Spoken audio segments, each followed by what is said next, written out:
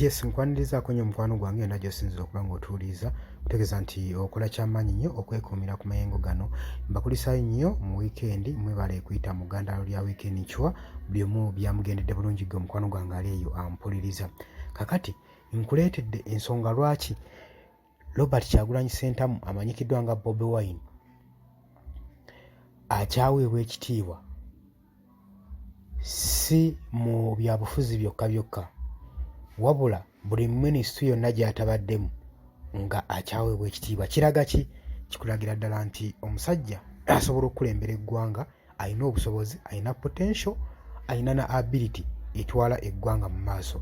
Ngenda kukulaga lwaki, wabula nkutegeeza nti nga sinna kutwala wala nnyo, genda mu maaso wali eri gw'atannatweyungako, waliwo ekigambo subscribe kikoneko okonere mu kadde osobola okuba ng'otufollowinga ku buli information gye tuba tugenda okuteeka kuno ku mukutu gwaffe ogwa Yugi Updates TV. Kutegeeza nti no kusinziira ku Yugi Updates TV okuba ng'otuwuliriza abali emitala w'amayanja mbaanirizaako nnyo, nammwe abali ku miriraano Kenya wano mbaanirizaako nnyo, mwebale kukola mirimu gy'amaanyi ogw'obutaweera okubanga mutuwuliriza eno emukakkalabya mu mikwano gyange abali eyo abampuliriza. Kaakati Robert Kyagulanyi Ssentamu amanyikiddwa nga Bobi Wine era twemanyi bulungi nnyo artist era celebrity wano mu Uganda, si byabufuzi byokka wabula buli kintu kyonna kyonna ky'akoze azze akyenyumirizaamu era azze nga figa eri popular mu ggwanga Uganda gwe mukwano gwange ali yampuliriza. Bwe twogera ku linnya Bobi Wine buli muntu ategeera bulungi nnyo era azzaayo amaaso emabega n'alowooza ku industry ey'okuyimba gwe mukwano gwange ali yampuliriza.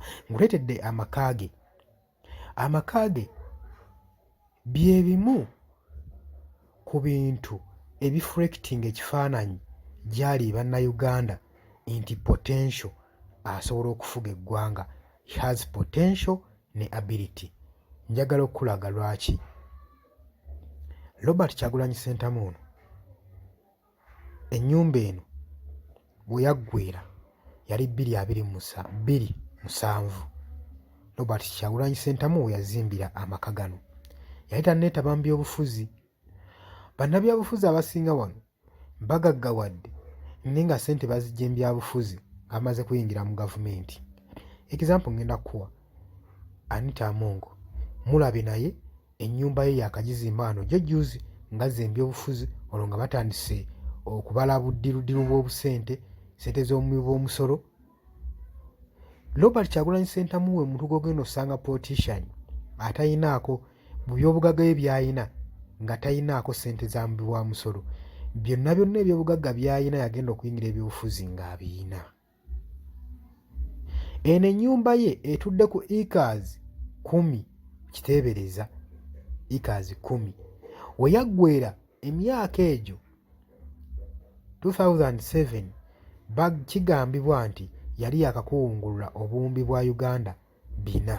Ebiseera ebyo kati wakayitawo emyaka emeka era value ki gy'ogiwa kati? Kitegeeza ki?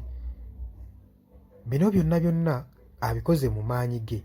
Emmoloka zo sijja zikubalira z'ayina wabula bye bimu ku bimufuula ali respective ennyo mu figa mu byobufuzi ssaako ne mbayimbi nti abadde muntu ali hard working era buli kimu akikoze. Kati kyenva mbuuza gwe muganda wange ali eyo ampuliriza, newankubadde obeera towagira nkyukakyuka mu ggwanga, Mwami Yoweri Kaguta Museveni we yajjira mu ntebe yali ayina kaki? N'amaka ge baaganoonya gaabula. Basako ne ssente alinoonya amaka ga Yoweri Kaguta Museveni ge yali alimu nga tannajja mu ntebe gaabula. Kati Robert Kyagulanyi Ssentamu Bobi Wine wabanga asobodde okukola ekyo nga tannajja mu byabufuzi, gulowooza wajja n'abasaba entebe? Gulowooza ensaba agenda gikulaakulanya atya? Olowooza establishments meka z'agenda okukola mu ggwanga? Gulowooza biki ebinaamulema okukola ng'olaba ebyasobodde obbikola?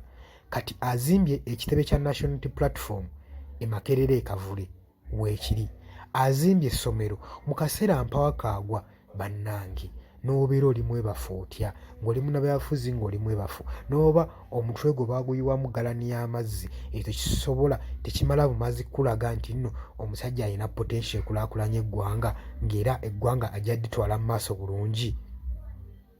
Bannange wakimusumagira nze ŋŋamba kyekintu kye mwandisaanidde okulowoozaako. Sibakaka kuwagira muntu gwe mutaagala, naye oba onoonya figa ezigenda otwala eggwanga mu maaso, nze ndowooza ze zimu ku figa ze twandisoosowaza n'okuteeka ku mwanjo. Gwe simanyi w'olowooza, jangu mu comment section gw'otangaze bannayuganda okusinziira ggwe ebintu nga woobiraba. Jangu likinge, jangu sharinge, jangu commentinge. Mategeeza nti nno mbaagala nnyo, temuva ku Yugi Updates.